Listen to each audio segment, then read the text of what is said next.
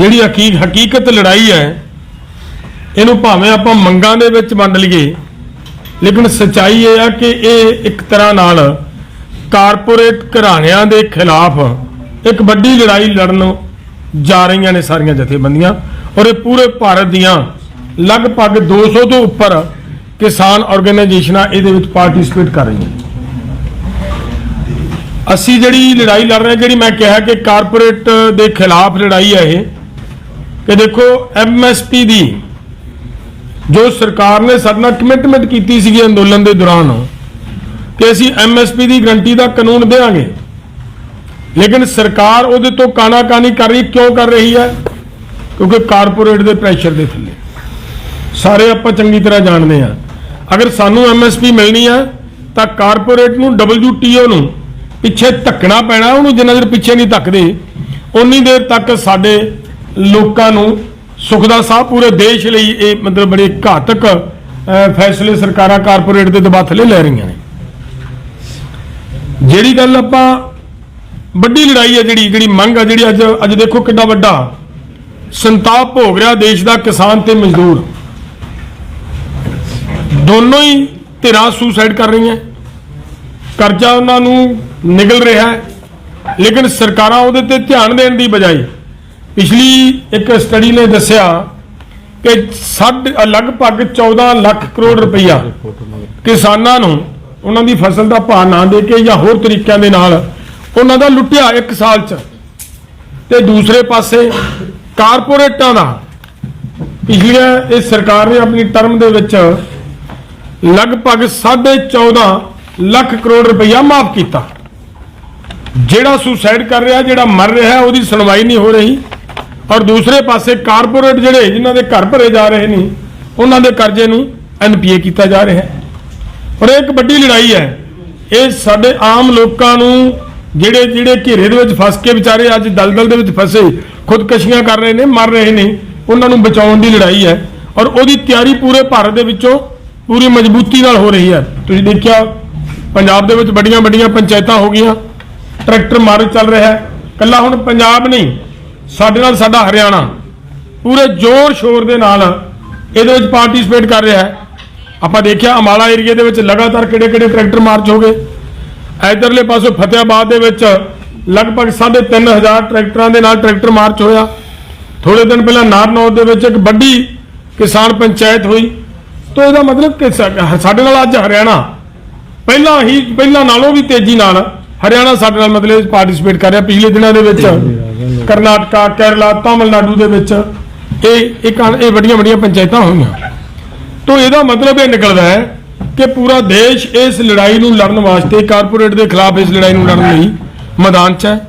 और असीं 13 नूं पूरे जोर शोर नाल पूरी ताकत दे नाल जावांगे।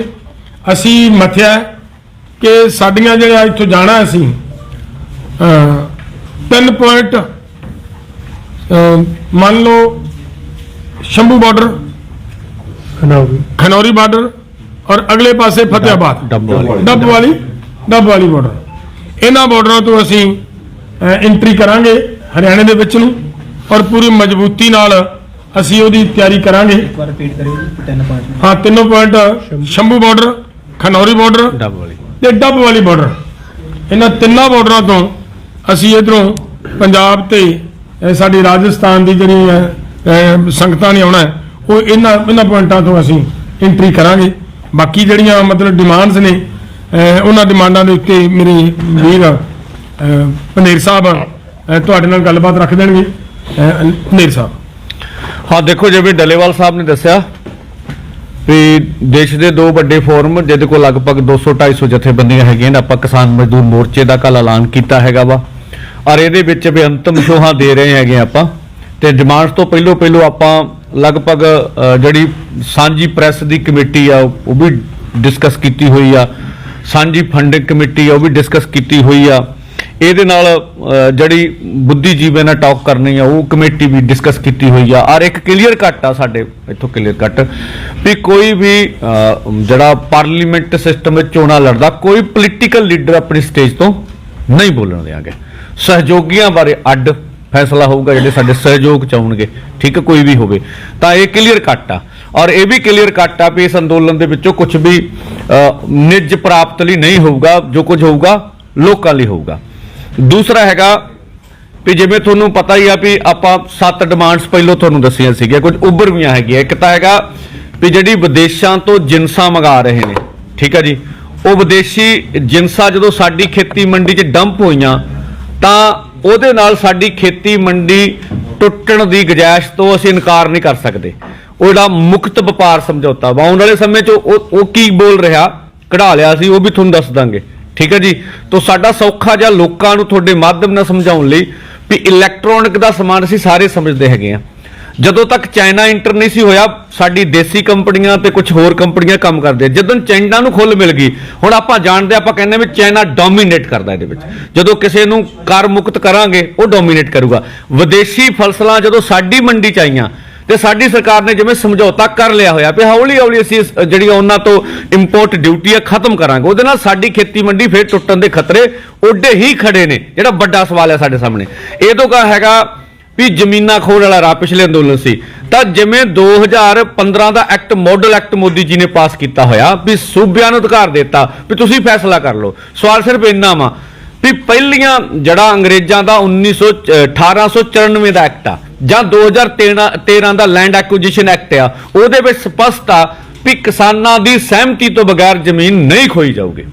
ਹੁਣ ਇਹ ਲਾਈਨ ਕੱਢਣੀ ਆ ਵੀ ਕਿਸਾਨਾਂ ਦੀ ਸਹਿਮਤੀ ਤੋਂ ਬਗੈਰ ਵੀ ਜ਼ਮੀਨਾਂ ਖੋਈਆਂ ਜਾਣਗੀਆਂ। ਇਹ ਫੈਸਲਾ ਮੱਧ ਪ੍ਰਦੇਸ਼ 'ਚ, ਯੂਪੀ 'ਚ, ਹਰਿਆਣੇ 'ਚ ਇੰਪਲੀਮੈਂਟ ਹੈ, ਉੱਥੇ ਭਾਜਪਾ ਦੀ ਸਟੇਟ ਚੱਲ ਰਹੀ ਹੈ ਸਰਕਾਰ।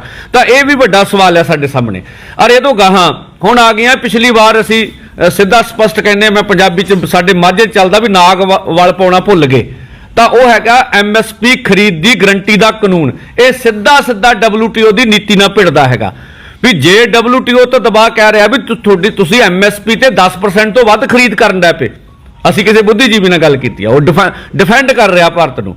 ਉਹ ਕਹਿ ਰਿਹਾ ਵੀ ਨਹੀਂ, ਅਸੀਂ ਕਹਿ ਰਹੇ ਵੀ ਸਾਰੀਆਂ ਫਸਲਾਂ ਤੇ MSP ਖਰੀਦ ਦੀ ਗਰੰਟੀ ਦਾ ਕਾਨੂੰਨ ਬਣਾਉਣਾ ਵਾ, ਤੇ ਵਰਲਡ ਲੈਵਲ ਦੀ ਲੜਾਈ, ਇਹਦੇ ਮਗਰ ਕਾਰਪੋਰੇਟ ਕਰਾਣੇ ਆ ਤੇ ਸੌਖਾ ਨਹੀਂ। ਜੇ ਅਸੀਂ ਇਹ ਕਾਨੂੰਨ ਬਣਾ ਗਏ ਤਾਂ ਸਦਾ ਵਾਸਤੇ ਖੇਤੀ ਮੰਡੀ ਤੋਂ ਜਿਹੜੀ ਤਲਵਾਰ ਲਟਕਦੀ ਹੈ ਟੁੱਟ ਜੂਗੀ, ਔਰ ਉਹ ਜਿਹੜੀ WTO ਦੀ ਰੂਲਿੰਗ ਹੈ ਉਹਨੂੰ ਵੀ ਤੋੜ ਦੂਗਾ ਸਦਾ ਲਈ। ਸਾਡੇ ਤੇ ਖਤਰਾ ਹੋ ਜਾਊਗਾ। ਤੇ ਵੱਡੀ ਮੰਗ ਤੇ ਡਾਕਟਰ ਸਵਾਮੀਨਾਥਨ ਕਮਿਸ਼ਨ ਦੀ ਰਿਪੋਰਟ ਦੇ ਅਨੁਸਾਰ ਫਸਲਾਂ ਦੇ ਭਾਅ ਦਿੱਤੇ ਜਾਣ। ਔਰ ਇਹਦੇ ਨਾਲ ਦੀ ਨਾਲ ਕੁਝ ਸੀਗੀਆਂ ਜਿਹੜੀਆਂ ਅਸੀਂ ਵਾਅਦੇ ਕੀਤੇ 3 ਮੰਗਾਂ ਦੇ।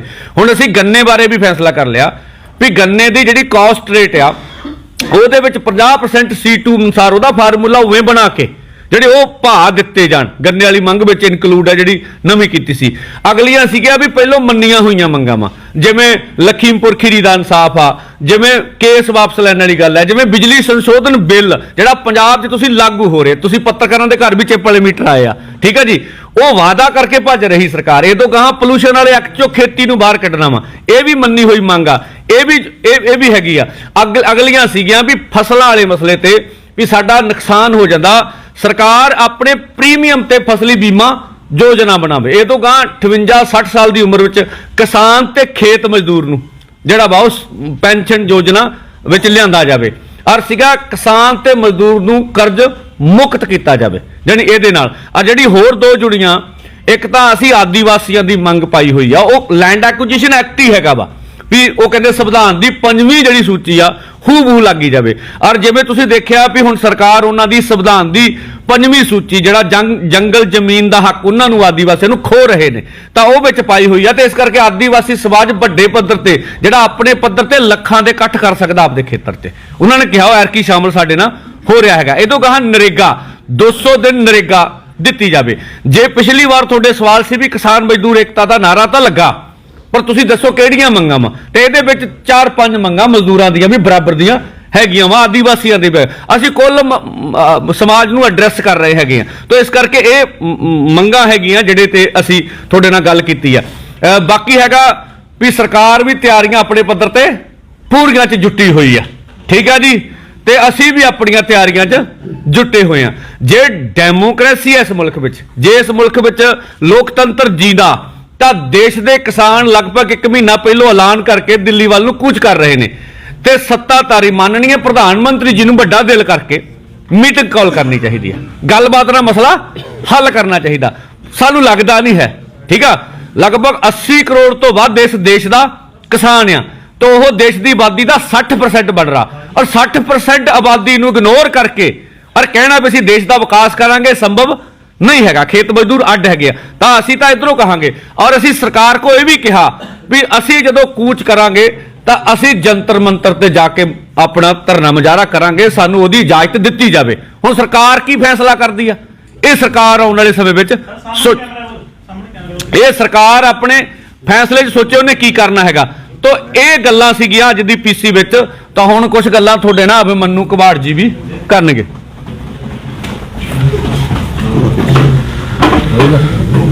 सबसे पहले सारे पत्रकार साथियों को हाथ जोड़ के नमस्कार। साथियों, आपने पिछले 4-5 दिनों में देखा ही होगा कि जिस तरीके से पंजाब में बड़ी बड़ी महारैली और बड़े बड़े ट्रैक्टर मार्च हो रहे हैं, उसी तर्ज पे हरियाणा में, पूरे हरियाणा में बड़े बड़े ट्रैक्टर मार्च हो रहे हैं। हमारा 2 फरवरी को फतेहाबाद में 4000 ट्रैक्टरों का मार्च हुआ। 3 फरवरी को हिसार के नारनौल में बहुत बड़ी महारैली हुई। 1 फरवरी से लगातार अंबाला, कुरुक्षेत्र, कैथल इस एरिया में मार्च हो रहे हैं। सोनीपत, पानीपत में तमाम खापों के साथ भी बातचीत करके बड़ी पंचायत हुई। तो पिछली बार की तरह हरियाणा अब की बार भी पंजाब के साथ कंधे से कंधा मिला के 13 फरवरी को आर पार की लड़ाई लड़ने का मूड बना चुका है। और देश भर के लाखों किसान, चाहे दक्षिण भारत हो, चाहे उत्तर भारत हो, चाहे मध्य भारत हो, वहां से तमाम किसान लाखों की संख्या में अपनी जान हथेली पर रख के अपने ट्रैक्टर ट्रॉलियों के साथ 13 फरवरी को दिल्ली कूच करेंगे। और यहां पे यह भी बताना जरूरी हो जाता है कि हम जो मांग कर रहे हैं किसानों मजदूरों की कर्ज मुक्ति, अक्सर ये सवाल उठाया जाता है कि भाई कर्ज माफ क्यों किया जाए। देखिए, ये जो कर्जा हमारे ऊपर हुआ, ये कोई हमारी कमी के कारण नहीं हुआ। ये कर्जा इसलिए हुआ, हमारी मेहनत की उचित कीमत हमें पिछले 77 साल से आजादी के बाद से नहीं दी जा रही है। अगर हम बात करें अपनी फसलों की, स्वामीनाथन आयोग की जो रिपोर्ट 2006-7 में आई थी, उस रिपोर्ट के अगर C2 प्लस 50% फार्मूले के अनुसार आज फसलों का एमएसपी तय किया जाए तो हरियाणा, पंजाब में गेहूं का एमएसपी 4300 से लेकर 4500 रुपया प्रति क्विंटल बनता है। 2006-7 से लेकर 2014 तक कांग्रेस की सरकार रही सेंटर में, उन्होंने उस रिपोर्ट को लागू नहीं किया। 2014 से पहले माननीय प्रधानमंत्री जी ने कहा था कि मुझे प्रधानमंत्री बनाओ, मैं पहली कलम से उस रिपोर्ट को लागू करूंगा। लेकिन बीजेपी की सरकार ने तो बाकायदा 2015 में सुप्रीम कोर्ट में एफिडेविट दे दिया कि इस रिपोर्ट को हम लागू नहीं कर सकते, हमारा बजट बिगड़ जाएगा। तो 2014 से 2024 आ गया, प्रधानमंत्री नरेंद्र मोदी और बीजेपी की सरकार ने भी उस रिपोर्ट को अब तक लागू नहीं किया है। और ये हम अपने देश का दुर्भाग्य ही कहेंगे। कहने को तो हमारे मुल्क को कृषि प्रधान देश कहा जाता है, और यह भी एक फैक्ट है। जब कोरोना के दौरान बाकी सारी फैक्ट्रियां, कंपनियां बंद हो गई थी, हमारे देश की अर्थव्यवस्था 23% कम हो गई थी, उस समय एकमात्र कृषि क्षेत्र ऐसा क्षेत्र था जिसने 3.8% की दर से पॉजिटिव ग्रोथ करी। लेकिन देश के इतिहास में पहली बार दर्ज होगा ये कि 10 सालों से जो सरकार सत्ता में बैठी है, जो दिल्ली की कुर्सी में बैठी है, उस सरकार के किसी भी नुमाइंदे ने, प्रधानमंत्री ने एक भी इंडिपेंडेंट और निष्पक्ष किसान डेलीगेशन को मिलने के लिए समय नहीं दिया। और मेरे से पहले वाले लीडर्स ने इस बात को बखूबी रखा है कि पिछले 1 महीने से हमारा यह ऐलान हो चुका है कि हम 13 फरवरी को दिल्ली जाएंगे। अब जब सरकार हमारी बात सुनना ही नहीं चाहती है, तो अब जो भी होगा वो सड़कों के ऊपर होगा। और बिल्कुल बड़े स्तर पे पूरे देश भर से तैयारी चल रही है।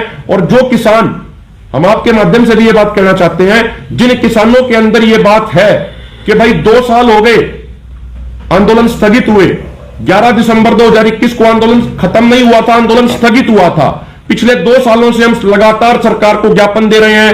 1 दिन का सांकेतिक प्रोग्राम, 2 दिन के सांकेतिक प्रोग्राम हो गए हैं, लेकिन सरकार की कान पे जूं तक नहीं रेंग रही है। तो अब किसान ये मन बना चुका है कि लखीमपुर